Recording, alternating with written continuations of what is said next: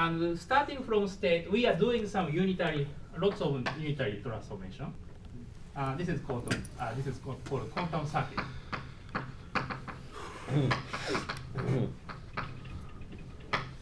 Quantum circuit. And that means, so we start with this upstream state. We have some state like this. We have this state, but we assume some local operation. That means only two nearest neighbor, or maybe some three nearest next to nearest neighbor. It depends on the definition, but let's take just nearest neighbor interaction. So like radar interaction, like we somehow do we can look this way, and we do some unitary transformation between two speeds, and we can do this. And that way, we can at the same time you can multiple operation like this. And in the end, we want to realize this state psi here. And this basically this complexity is some quantity. This definition, especially in a context of quantum field theory, it's a little bit ambiguous because this is not just spin, but it's really we need a cutoff and so on. So that's also some disadvantage, I should say, about this quantity. So but this anyway, unitary transformation is such that it takes this product state into a state rotates which is some entangled. Yeah, exactly. And we fix, more precisely, we fix the angle which we rotate. And so that's kind of cut off, and that appears in the final Okay. formula. But let's forget it, let's just take order one, angle is order one. And then this complexity number is a minimum of number of such unitary operations. And you're using the same unitary operation. Yeah, not necessarily. We can have multiple operations which parameterize one parameter. Okay. But we may have some cutoff in this parameter. We only allow particular angle rotation. So we can rotate this way, or up to some angle.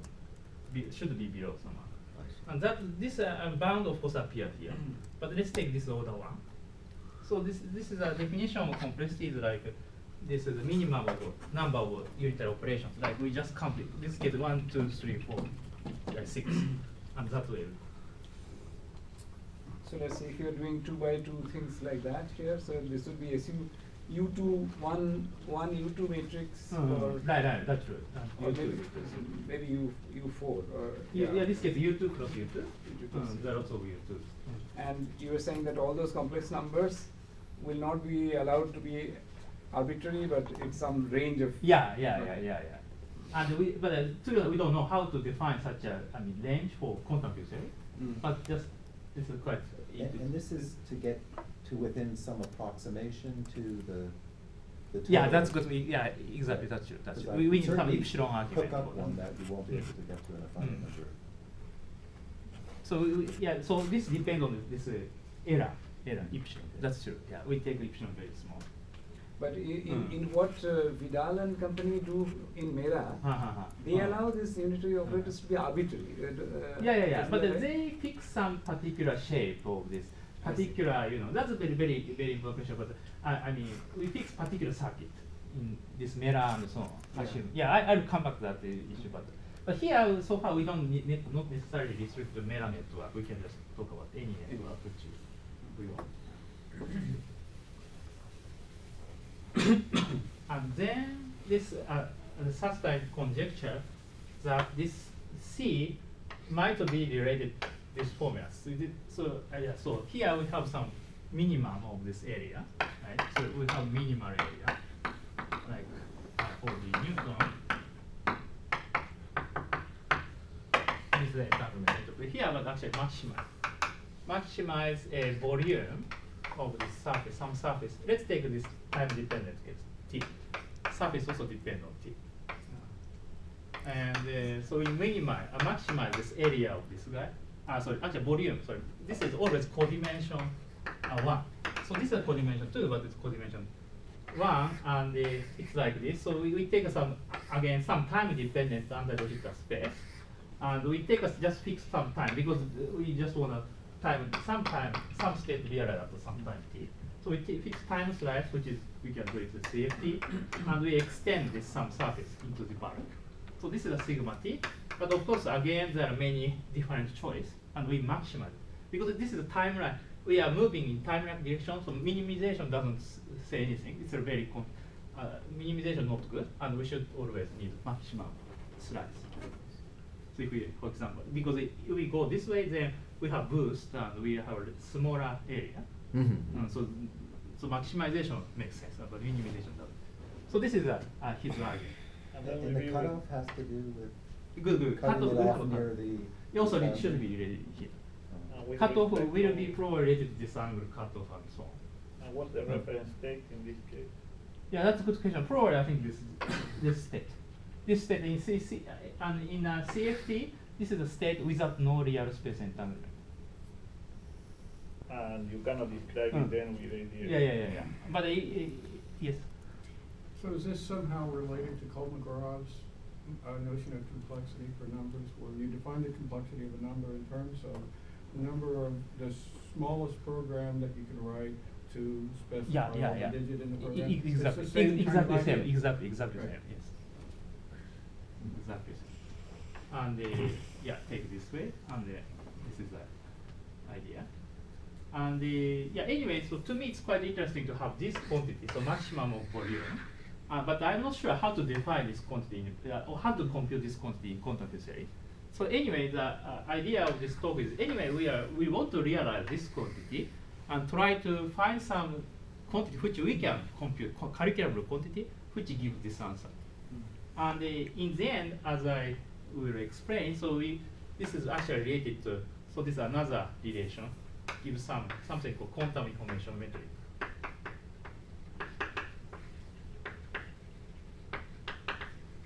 Why for the reference state is this equal to 0 or 1? Or I know that. Okay, that's good. Okay, for example, if you look at the Sastai argument, they don't say anything. They say they don't know.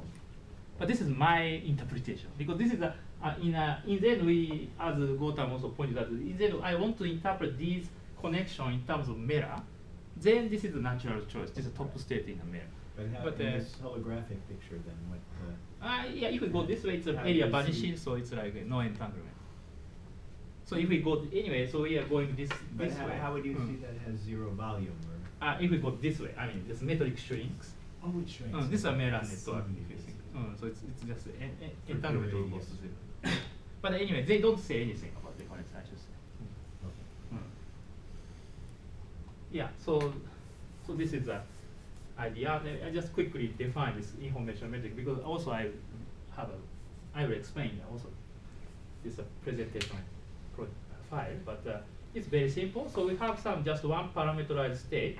So we look at just state which depend on some parameter, and we prepare slightly shifted state. So we have parameter is slightly shifted, infinitesimal amount, and take absolute value. This is almost 1, because if the lambda is 0, it's the same state, its overlap is 1.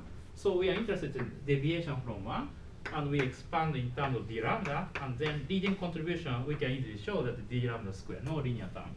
And this coefficient, d lambda, is the definition of this quantum information metric.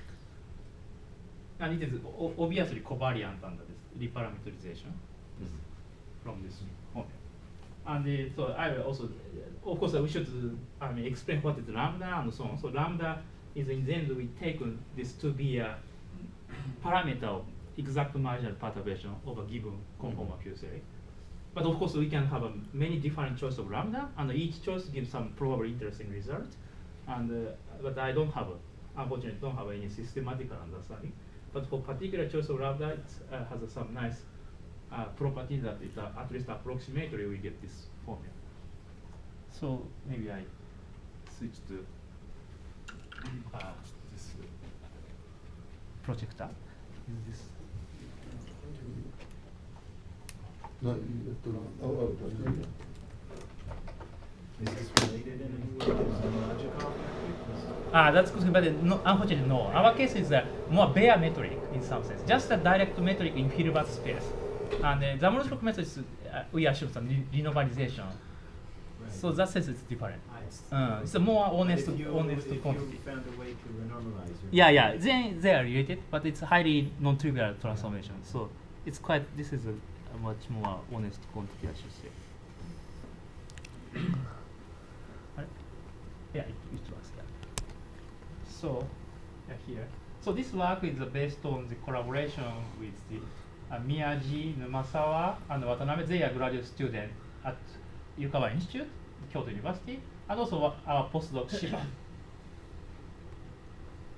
And the introduction, so already I made some introduction, but anyway, holographic principle or ADS-CFT offers us a very nice way to geometrize quantum states. And, yeah.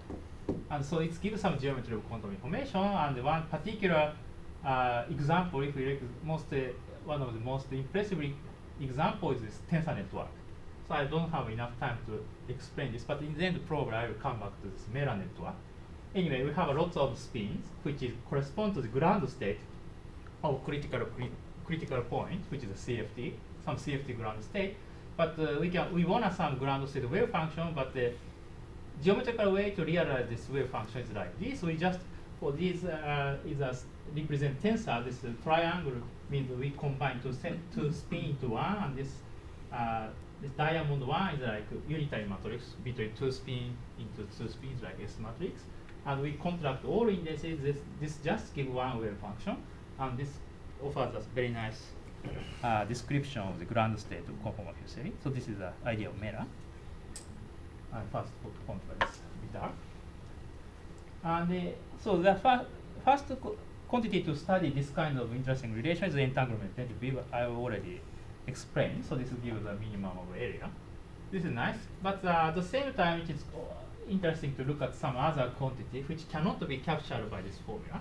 So actually, this is actually volume, maximum volume of this formula, and so we want to, in the end, we want to claim some quantity which called quantum information metric. Actually, gives a nice approximation, at least approximate under some approximation gives the value of this maximum volume of time size in anti-Rosetta space.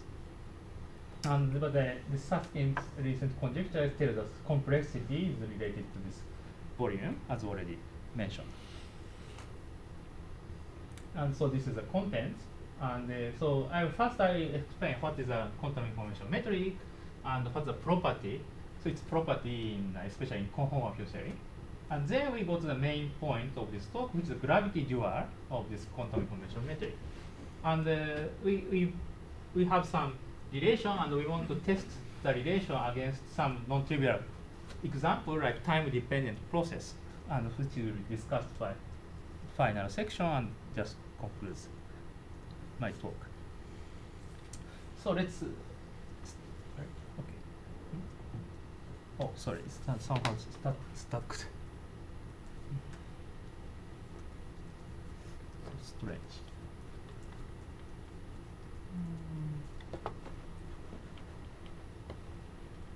It's changing on your computer, but not here, is it? Yeah, it somehow even I disconnect this is it sounds strange.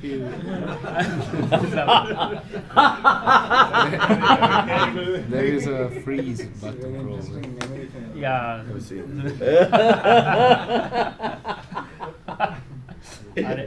would try Yeah. hitting the Select. red Maybe button. I push maybe select. So that's the might be bad thing. So Let's see. could you somehow? Let's find out. I would I mean, try turn it. there should I be would a turn it freeze. off. Maybe I took a picture of that. Oh, thank you. okay. Thank you. Yeah, probably I pushed the wrong button. Thanks. There you go. Yeah. Thank you. I shouldn't push it. Yeah. So, yeah. So this definition of this incoherent information metric. First, start with definition of distance between two pure states. So these are very simple. I think many people can come up with this idea, but it turns out this has a nice property, mathematical property of distance and so on. So this is called Bress distance. So we take a two pure states, psi1, psi2, they are normalized so that their norm is 1. So then it's the same thing, we just 1 minus this norm, 1 minus this overlap. And then of course, if these two states are same, we just get 0. Distance is 0, it's natural because same state. And so this is a very simple formula. And also nice thing is we can have nice extension to the mixed state, which is actually a little bit complicated formula. But this is something called fidelity. And this has also nice meaning, quantum information theoretical meaning. So it really measures how much it is difficult to distinguish two different states. by especially something called POVM measurement. This is a kind of generalization, projection measurement, and standard measurement in quantum information theory. So this is the definition of distance, and then we can define metric if we know the distance. And this is exactly the same thing which I explained here.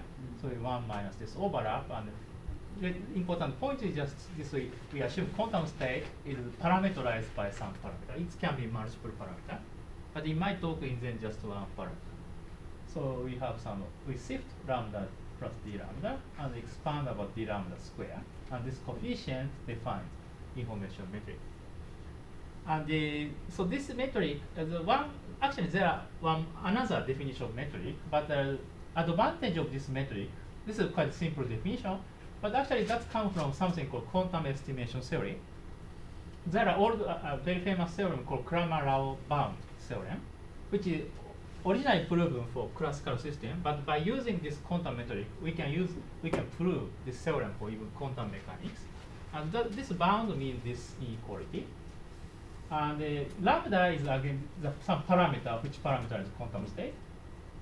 And we can even, this is true even for a mixed state. We have some density matrix parameterized on some parameter. And we know, let's assume we know low lambda dependence of mixed state. And then we do some various kinds of measurement, physical measurement, projection measurement, and try to estimate the value of lambda. And in that case, because this is somehow quantum mechanical fluctuation, so we have some error.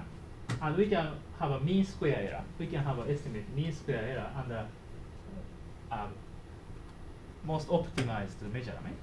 So this error is always greater than some quantity, and this quantity actually gives one inverse of this information metric. So if this information metric is very, very large, that means like if we change the lambda only a little bit, but that changes the distance quite a lot, so we can easily distinguish these two states. So it becomes almost zero, but when distance is, this metric is very small, then it's quite hard to estimate. This is mean over some ensemble. Yeah. It's a measurement. So we assume some. Consequence. We take average of consequence of measurement. There are more. I mean, I should say it's a bit more. We need more rigorous to say this. But so I'm teaching this little bit. This is more some rich story about this. But as I already said, there are another quantity, but this is not important in my talk, but just this also sounds interesting quantity, so I just review it. This is a relation related to some quantity called relative entropy.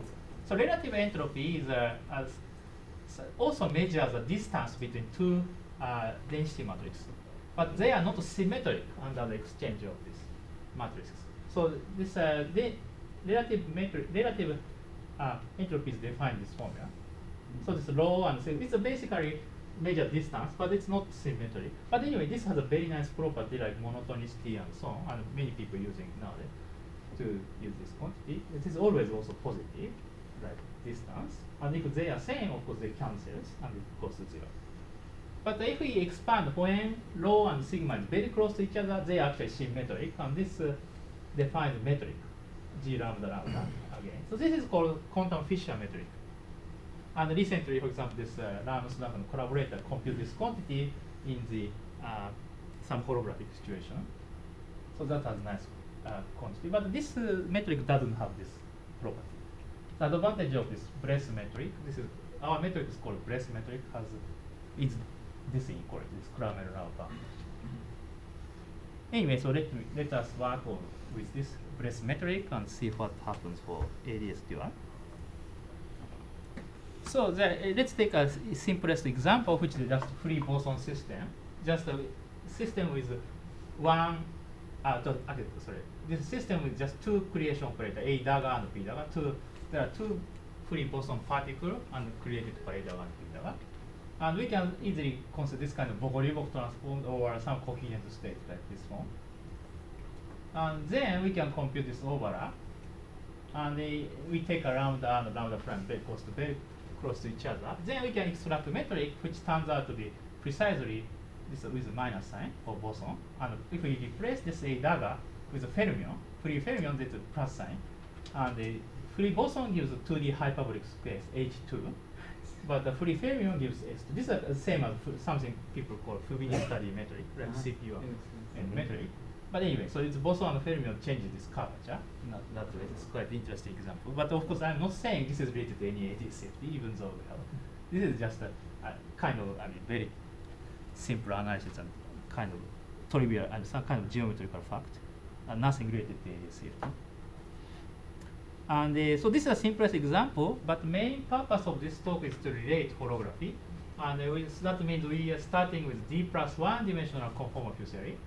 So we have some conformal field theory, Lagrangian action, and we take this lambda to be one parameter deformation of this action.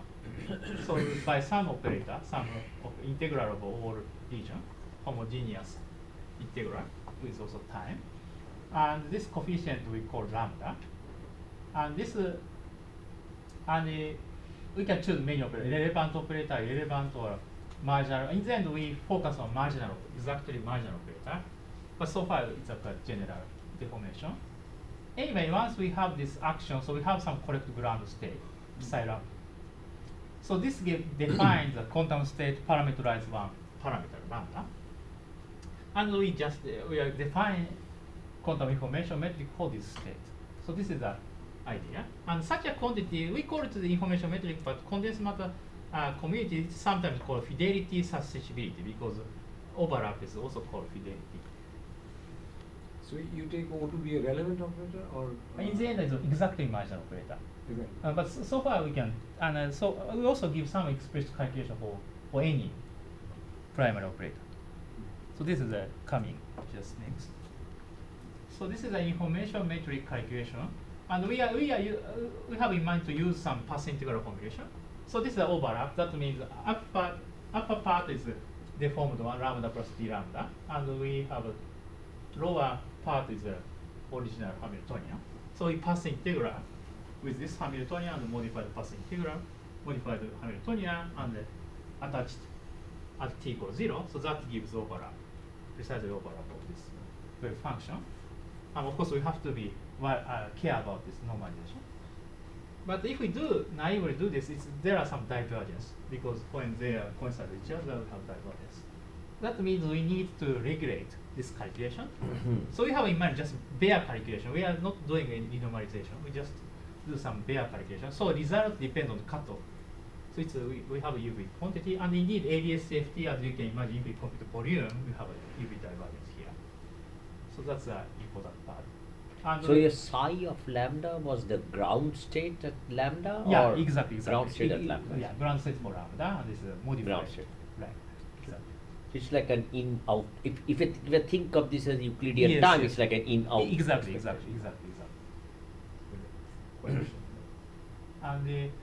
And we have introduced some cutoff, which roughly speaking point of splitting, so that these two attachments is slightly separated. In other words, we are looking at this state. So this one of the state, modified states, has some suppression about exponential suppression about energy. So for high energy state, it's cut it out by this operation. And if we compute this, it's very easy. Just we do some perturbative expansion for both sides. Then in the end, we have very simple formula. It's just written in terms of two-point function, but with some non-trivial integral.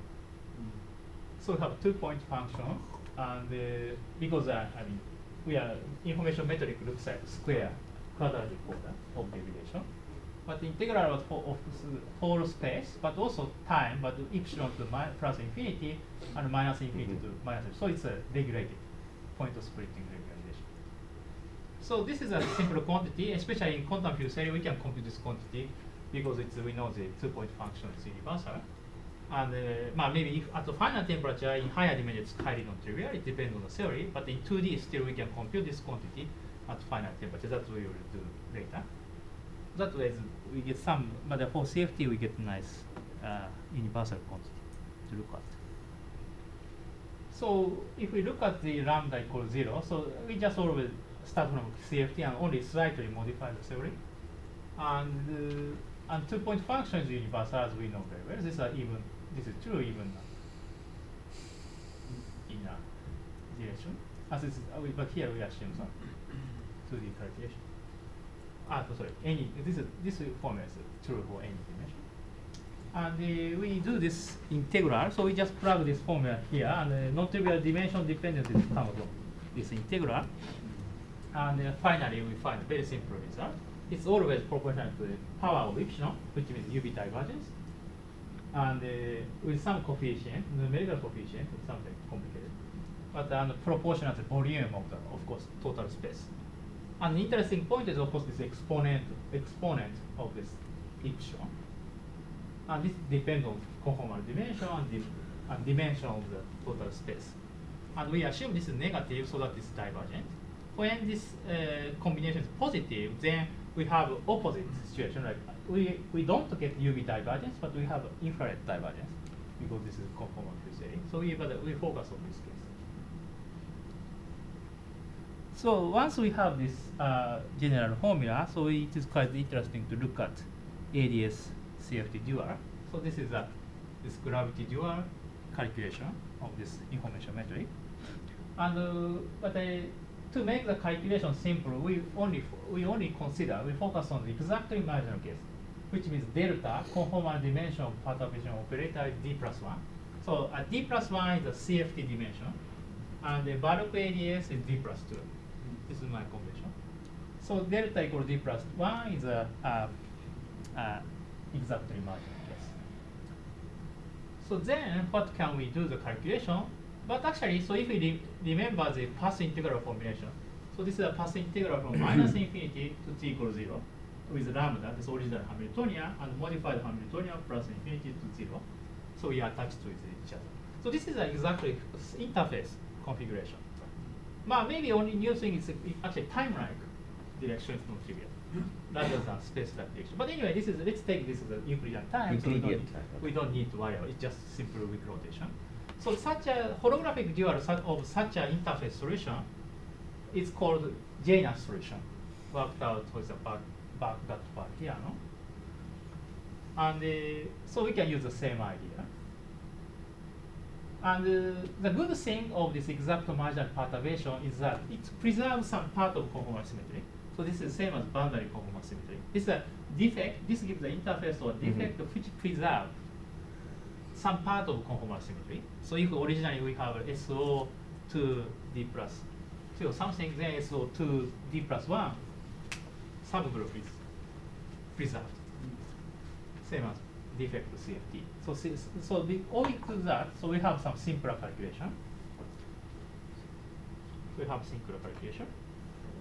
And so we get, so this is a simple model. It's the ADS3 Janus model. So this is ADS3. And we have some curvature coupling, and some single massless scalar is there. And this massless scalar, or dilaton, plays a very important role because we have this Euclidean time, and later time we have lambda infinity. The expectation value of this massless scalar takes a lambda infinity, but negative time we always get the lambda minus infinity, which is different from, gives precisely this value. So this is a massless field, so it gives the exact marginal perturbation. And we have definite formula because of this symmetry. We have some ADS2 patch here, and we can get the exact result. And so that way we can estimate this action, which gives a partition function, and we can explicitly compute the difference between this is actually gamma equals 0 or lambda. This is lambda equals 0, means just pure ADS. And this is non-trivial lambda, which is a non-trivial Janus configuration. We take a difference of the action, so we get this. We assume so, and we expand so that gamma or lambda is very small. Then we get the quadratic gamma square. Hey, can I just see the previous slide once again? I didn't understand the action. Yeah, the term del lambda, del lambda. How do you know the coefficient of that? So this is just massless scalar field. Yes. And with you can of course change this normalization so that you can absorb this normalization. Usually write at 4 or something. Lambda is a tough coupling in this case. No. Okay, lambda is a dilaton field. Dilaton field. Sorry, I should say 5 maybe. You want to Sorry, please forget about the top coupling. Yeah. Lambda is just a I was scalar right field. point. Okay. So it is known that this metric will describe what? How do we know what this metric describes in the ADS? So this metric is a solution to this equation of motion. Okay. And which interpolates this lambda, some different value of lambda at the infinity. And lambda is a massless field, so gives us some parameter of exact marginal perturbation. So it's an interface solution. So we're not assuming anything about what happens in the bulk, or we are putting that in somehow. Yeah, that's also, of course, this is a bulk solution. So in the bulk, it's completely smooth solution. Okay, so that was the requirement. Yeah, If it yeah, requires right. smoothness, That's then this is the unique. That's true. It's Yeah, a unique. yeah, that's smooth solution. For the Llanos work with the top coupling. Top of covering. Yes, they changed the top coupling from one side to Yeah, the yeah. other. Also, yeah, that's also interchangeable, especially in ADS5. Here it's ADS3. Lambda is a kind of, I think, probably this corresponds radius of Yeah, the symmetric radius. product state, CFT. Right. So then we evaluate this overlap, and it's like almost 1, but deviated by this gamma square. And this coefficient is identified with information metric. So we have this. So here we use the Brown-Wayne relation. This ratio is the same as central charge. But we can actually, it depends on the normalization, but here we assume this normalization. It's a coefficient of 2.1. So accordingly, we can just forget about this central charge term. We can just forget about this. We can normalize operator so that 2-point function 1 like this. So then this formula is precisely agree with what we find here. So we have some d equal, this case is d equal 1, and the delta equal 2. So it's like epsilon inverse. So this is the same thing. And we can generalize this analysis for any dimension. So this is the honest calculation. But of course, this should give the correct answer to the quantum information metric in terms of Euclidean action. That is good. But anyway, we want to relate this some maximum volume, which I mentioned in the introduction. So there we do some approximation. So this is the next one. And this approximation can only be applied to this case, right? Exact marginal perturbation. If we talk about, yes? So is it not probabilistic normalization when you subtract S gamma to S0? I mean, you somehow subtract the background metric. Actually, here we don't, because we are looking at bare quantity.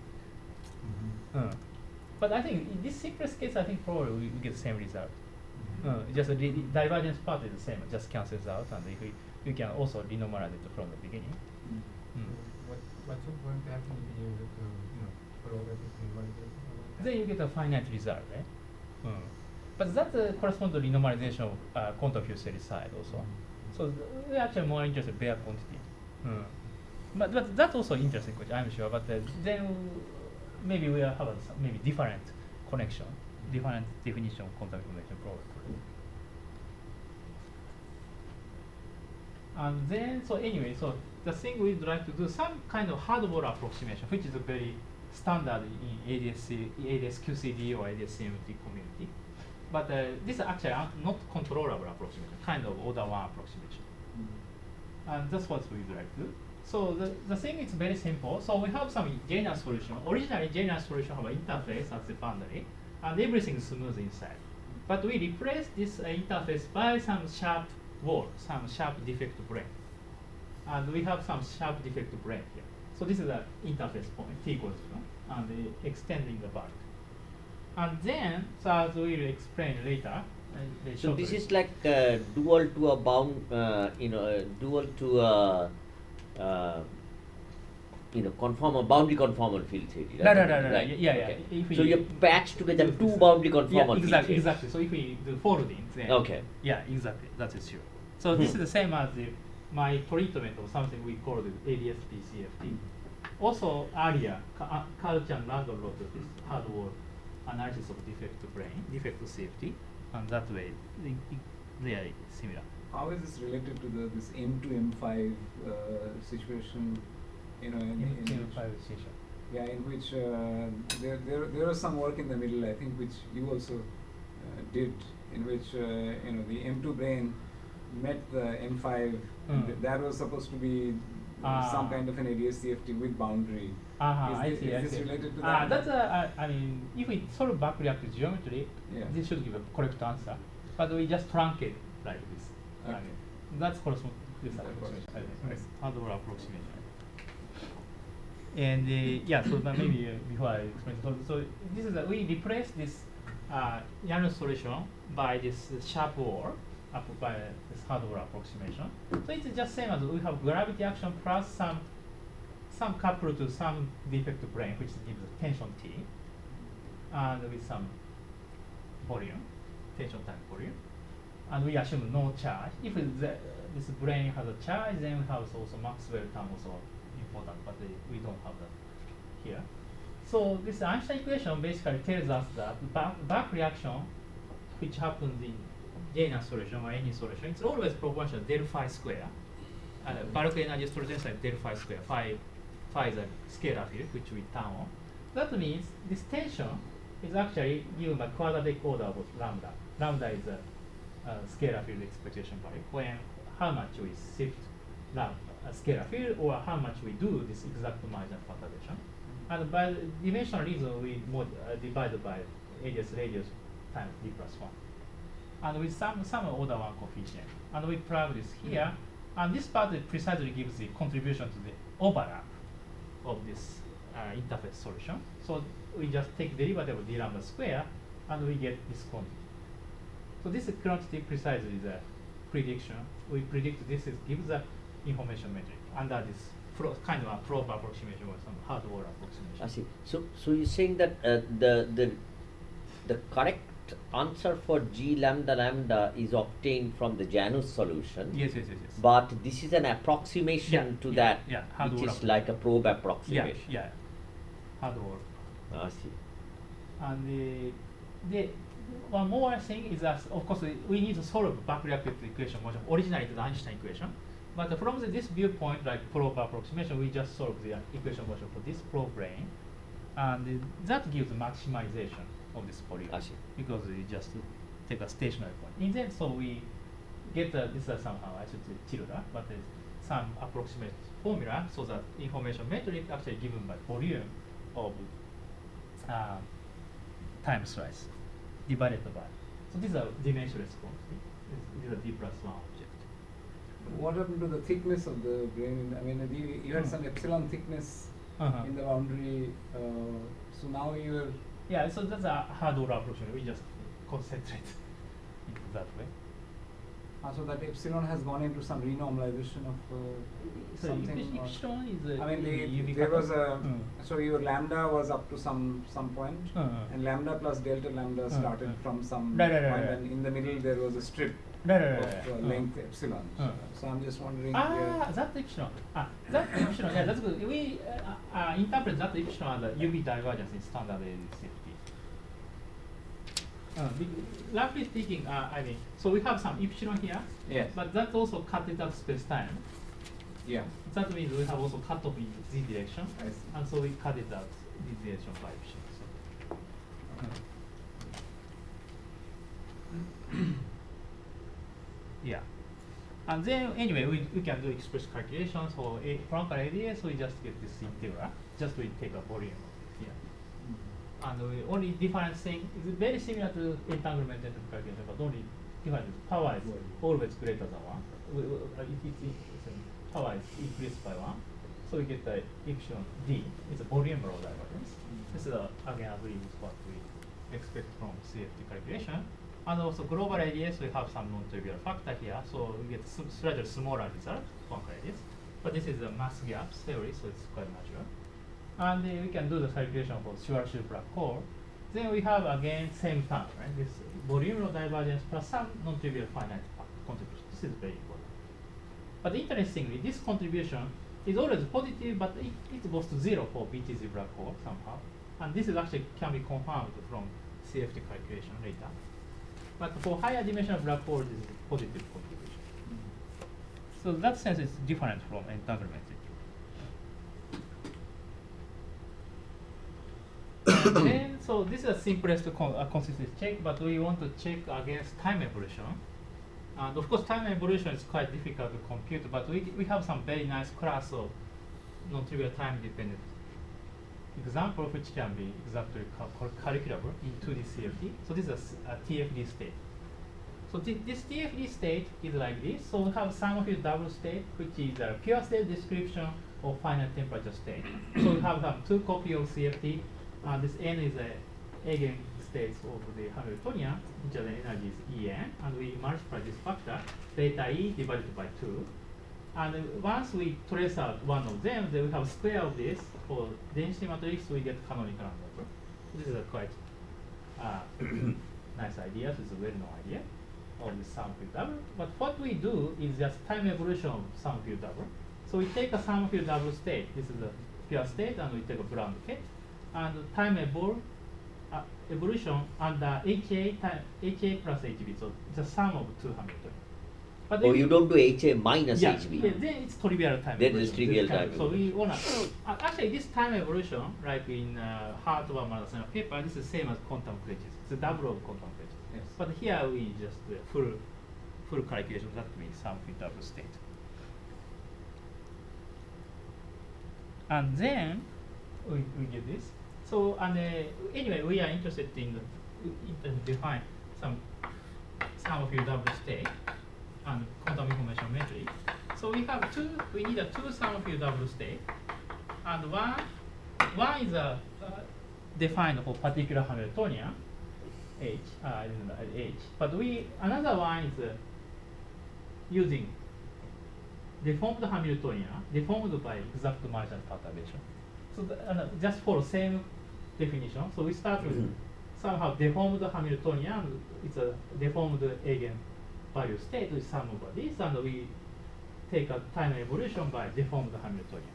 So that way we define some time evolution of the phi prime state and also original phi state. This is a different Hamiltonian related by exact marginal perturbation. And then next thing, how to compute this overlap. But actually we can do this in Euclidean path integral formulation. So this is a sum field double state. So we start from here. So let's take this a time. And we have double copy of Hilbert space because we have two space actually. And this point, this initial point is precisely this state with this result is. And we have this time evolution. So this time evolution is like this. We call this. At this point, we precisely have sum field double state. But we are interested in time evolution. So we little bit more, actually more time evolution like this, some generic point. So we take this position. And this is a time evolution by H1, but we need another one, phi prime, so we use another as the other Hamiltonian, H2. And they are related by, anyway, they are related by exact marginal perturbation, so we can easily compute this overlap. Then anyway, in the end, this calculation leads to the 2-point function integral. So but now it's somehow integral over this circle, some part of the circle. So at first this this is 2-point function of cylinder, so it behaves like this. At first maybe look a little bit complicated to integral, but the mathematical actually can do this integral some nice way. And in the end we get this simple result. So here we assume delta equal 2, which is the exact marginal perturbation, as we already mentioned. So this is a Euclidean time TE, cotangent TE, and this is a linear TE, and that way. And this is a familiar volume law divergence. This is something new. So, but of course we are interested in this finite piece. And then, then what we do, so we take a real time behavior, so we do some analytical continuation with rotation to real time, then we get this form. We get cotangent hyperbolic. But this actually don't do anything because it approaches one rate time. So then we find at rate time is much greater than beta. Then what we find is like this. So this information metric, actually, so we have some volume law divergence plus T linear part. So this T linear behavior is very similar to entanglement entropy for same setup, also quantum quenches. Anyway, so but this is a totally different quantity, but we get again T linear behavior, and it's proportional to volume, and it's because of the dimension. This dimensionless quantity should divide.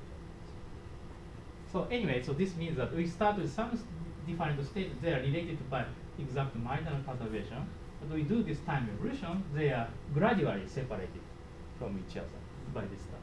They are metrical measure distance between two states. It's somehow a little bit chaotic behavior, but we should be, of course, be notice that this calculation true for any 2D CFT, so including 2D free scalar field theory and so on.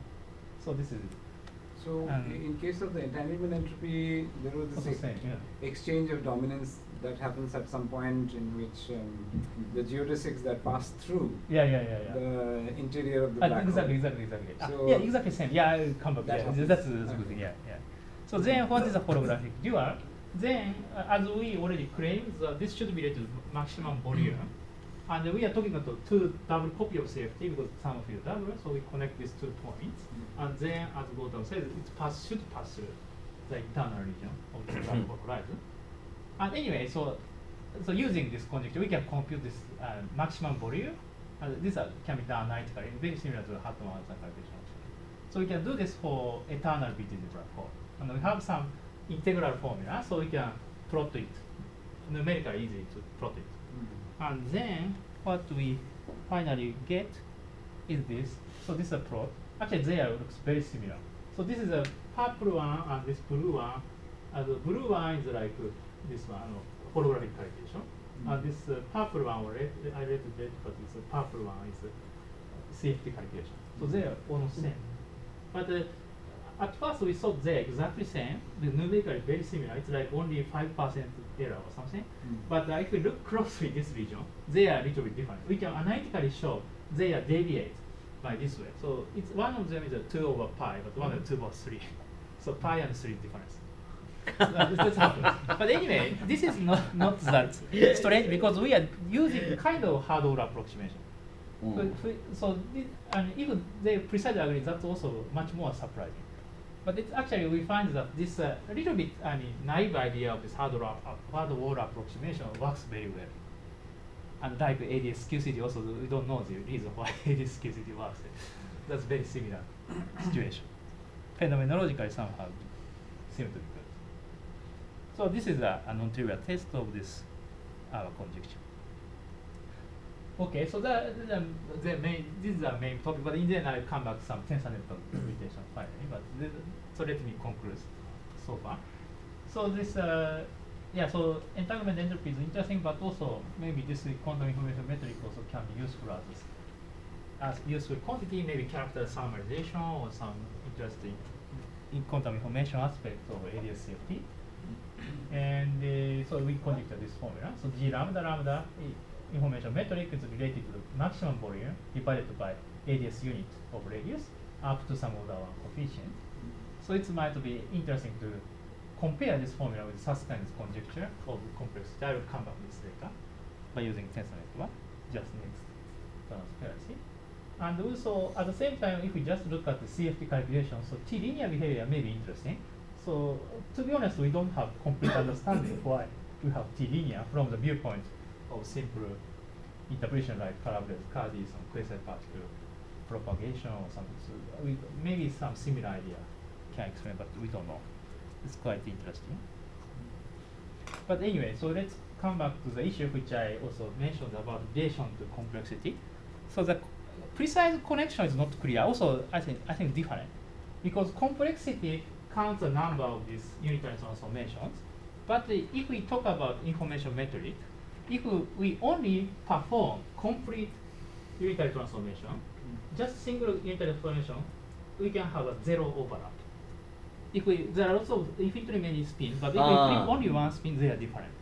So in that sense, if we treat this way, direct connection, I'm not sure. But maybe we can restrict this rotating angle to particular small number, might be related. And indeed, so if we look at this mirror network, so maybe I should explain mirror network.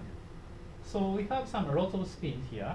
We have a lot of spin, and we want to construct the ground state of this spin system. But we are particularly interested in the case where we have a quantum critical point. So that's described as some CFT. In that case, we have a scaling invariant. So this looks like scaling invariant geometry, tree-like diagram. So like all the idea of this renormalization, we combine 2 spin into 1 by this delta. This is called cost-graining procedure, delta. The 2 spin goes to 1, and 2 spin goes to 1. But this is not enough because the original ground state is highly entangled. So we need to cut it out, all entanglement, to get a just top state, which is just single spin. Single spin has no entanglement. at all. So to do that, we need to apply something called disentangler, this diagonal box transformation, which is just a unitary transformation between two spins. They cut it out, entanglement between two spins this way. And we do this. And we scaling bias tells that we have to do it again and so on. And then this is and in the end we end up with just single spin state and without any problem. So this is the idea of mirror network, and people do some numerical simulation of ground state by putting some tensors. This is a homogeneous, so we can put all same unitary transformation. This is a U4 element because two possibilities. Yes. But anyway, it's some parameter U4 and some other coarse grain. It's totally maybe 20 parameter or so, and then we minimize the energy, so we find the all tensors. This is the idea of mirror. But anyway, we can have a. Let's just take such a viewpoint. And interesting, what we want to do is just overlap between two different states, and both are ground state of some Hamiltonian, CFT Hamiltonian, and they are related by exact marginal perturbation. So this is a CFT ground state, this is another CFT ground state. And that means both are described by some mirror diagram. But of course, they should be different. Their difference just comes from the precise value of tensors. So tensor is slightly modified. But we are interested in the case where phi prime and phi is almost same, infinitesimally close to each other. That case, tensor are also very close to each other. And the overlap is computed by just attach this together and contract all indices. And then at that process, only deviation comes from the difference between these tensors, and the contribution comes from each point in a universal, in a homogeneous way. In that sense, this final overlap, deviation from 1, is proportional to the number of these points. And this point actually counts the exact volume, because we just count this volume point vertices. This is the same as volume times this. This is justified formula.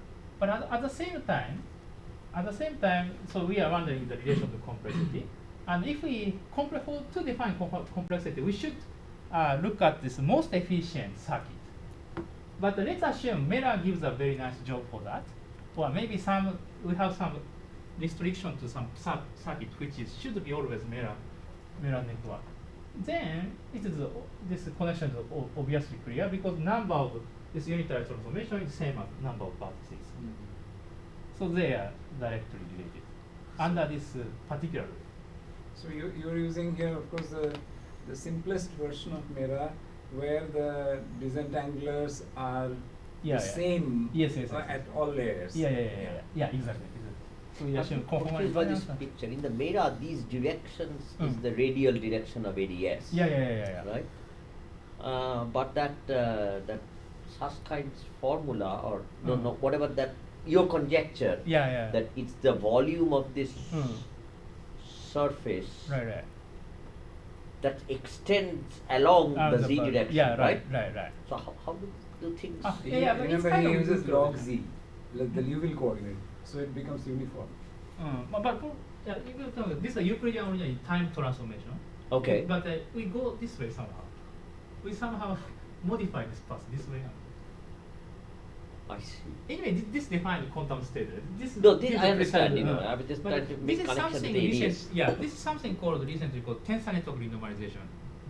Vidal and collaborator worked out. So how to come up with Nera network from Euclidean path integral? Here it's a homogeneous integral, right? Okay. But we somehow, do some contraction of this tensor and so on. In the end, we can flip this way. This gives Nera network. There are such idea. So originally it is a really homogeneous network, right? But we can contract some unnecessary, tensors. Then we get this Nera network. So that probably corresponds to somehow we are shifting this surface to this space like surface. But anyway, that's a good point. And I see. I only have some intuitive understanding. I see. That's important point, I think. Anyway, so this is some interpretation, and there are future problem like so far we only talk about the CFT on non-compact space, but it's quite interesting to look at compact space. Then summer field double case we have also periodicity in time direction and also space direction. It's a torus calculation. Result should be non-universal. Might be related to some quantum recurrence or such some non-trivial recurrence. This quite should be interesting. And also we can also do some local things, but probably this case log T behavior is similar to entanglement entropy appear. And yeah, more we should understand more direct connection to CMER. And maybe I just quickly mention one more thing, which is, so of course we are talking about the quantum information metric. So one may wonder whether it is might be directly related to space-time metric. So there are some idea for this, which is totally independent from what I talked today. So this is but a very simple thing, and maybe some people already know that. And so this is a very simple thing. Just consider some free scalar field in some curved space-time. Might not be necessary to be free scalar, but there's some free field because we can easily discuss it. Some massive scalar is also fine. And then we talk about two-point function. So we know two-point function in curved space. And this becomes a very simple form when this distance between x and y goes to 0. When x and y goes to 0, it's almost flat space. We can have this two-point function given by distance between x and y and some power. This is a formula for flat space, but it should be true locally. We can each point. And then, but this is a little bit singular because when x and y coincide, then this gets divergent. But anyway, to define information metric, we want some normalized state.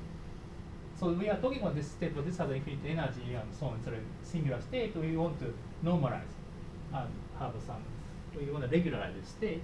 After regularization, it's quite natural to have this kind of formula. At least particular case, we can show this. And there are some UV regulation, we get this natural regulation. So we have epsilon square here, this UV regulation.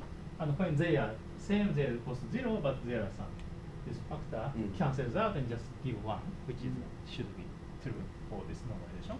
And if once we assume this, then we can directly compute this information metric, and we can find it's proportional to GIJ, real space-time metric.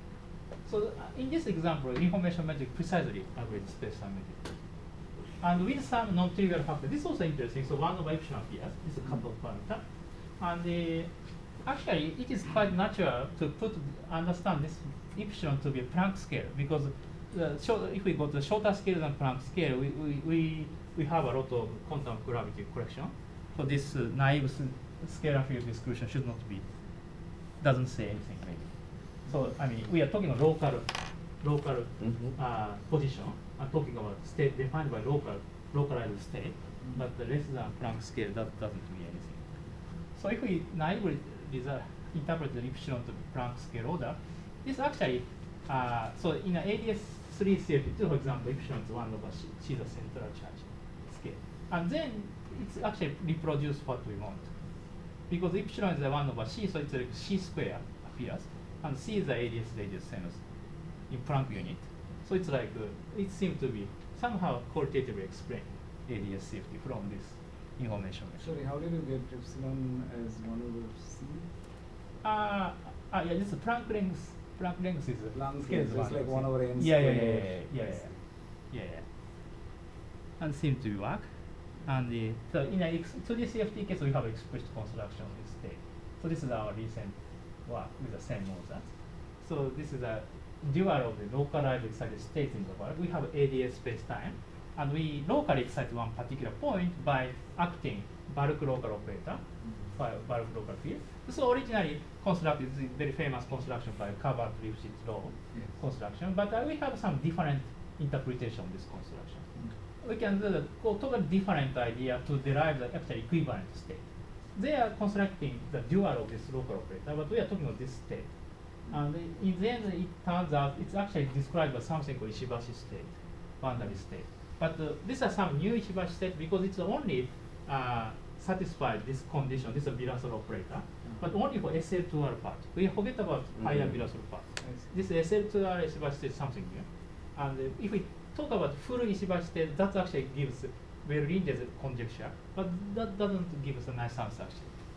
This important thing is actually we should use SL2R Ishibashi state to correct. And in this case, it's precisely a reproduced cover to Lipschitz law prescription. And we have a UV cutoff, which I already explained. Maybe delta is epsilon, it's same as this epsilon. And this is somehow mysterious factor, some pi over 2 time translation, which I don't, to be honest, I don't understand so far. But anyway, this should be necessary to reproduce agreement with correct answer. And this is we are talking about some excitation or any point. So this gives a result for excited state for excited at the precisely middle center of the area space-time, global areas. And we can move this excited point to any point. So this will give some SL to a unitary solution. And by using this formula, also we can reproduce this result somehow effective, somehow emergence of area space-time. But of course quite qualitative and just a lot of assumption has been. So far, to be honest, I don't have a definite idea how to interpret these results. And if you have any ideas, I'm very happy to discuss.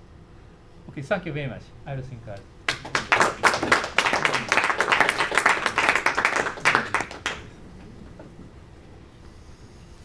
So Tadashi, are you saying that you have some different proposal than Kabat-Lifshitz and but it's equivalent.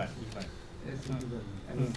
So you have a definition of some bulk local quantum state? Yes. So our case, we are looking at the state, but Kabat's case is, collaborator's case is a field operator. And if once we act this Kabat's field operator to ground state, our state is exactly the same. But I thought that this state operator mapping existed in a conformal field theory under radial quantization, so that if you insert something at the origin, then that becomes infinite past, and you are creating some in state by that, and I thought you needed all that stuff, because otherwise normally a state does not correspond to a local operator. But I'm talking about this. I mean, in ADS geometry, we are talking about putting operator at the center, in ADS geometry, not the CFT world sheet. Yeah, I understand. So in the ADS also, I mean, I'm saying normally, in a quantum field theory, a state is a non-local object. I mean, you should not have a one-to-one correspondence between the state and the local operator. So that's the reason actually we have some very funny Ishibasi state form.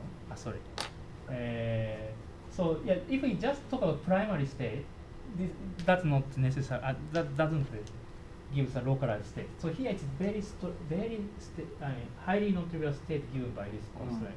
So so that's, I think that corresponds to your indeed. Gautam, think of phi of x as e to the minus I p dot x, phi of 0 e to the I p dot. You can use the momentum and the Hamiltonian, whatever the symmetries of the theory are, to transport it from some other point. Center to any point. There will be just additional factors of those translation operators. I see it. If you map it to a boundary, it should become a local operator in the CFT. That's right. Exactly. So this is exactly this that I related here. Exactly that transformation. This exactly. This is right. That's it. Now, to begin with, the point at the center being the vacuum state, that needed all. There's no vacuum state here. You just take an operator. You can take any operator anywhere. Take flat space time, quantum field theory. You can take any operator at any point. Write it in terms of an operator at your preferred point, which you want to take as center of radial quantization or whatever you want. That's what this G of X is. I think.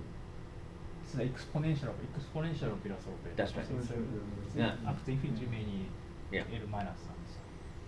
That's precisely the analog of time. E to the IPX in flat space.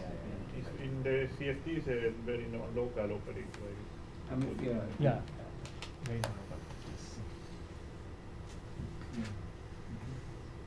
Is there some finite quantity you can define, like analogous to geometric, or I mean to the finite part of the entanglement entropy or something like that?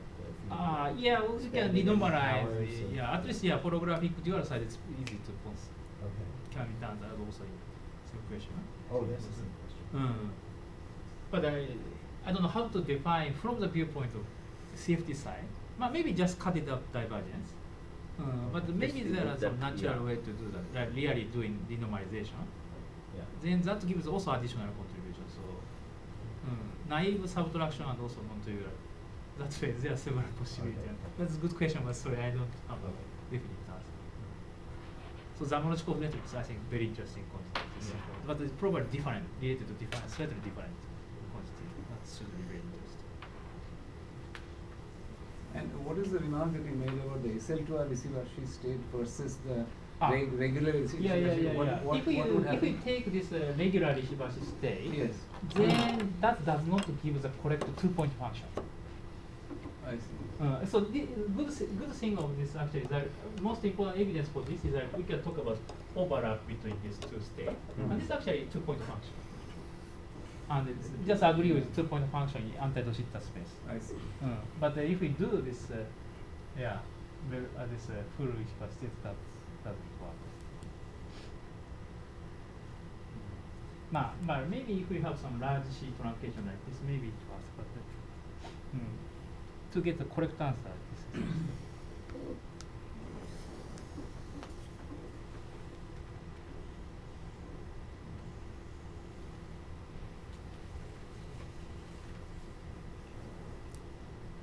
Well, if there are no more questions, Thank you. Thank you very all our much. Thank you very speakers much. and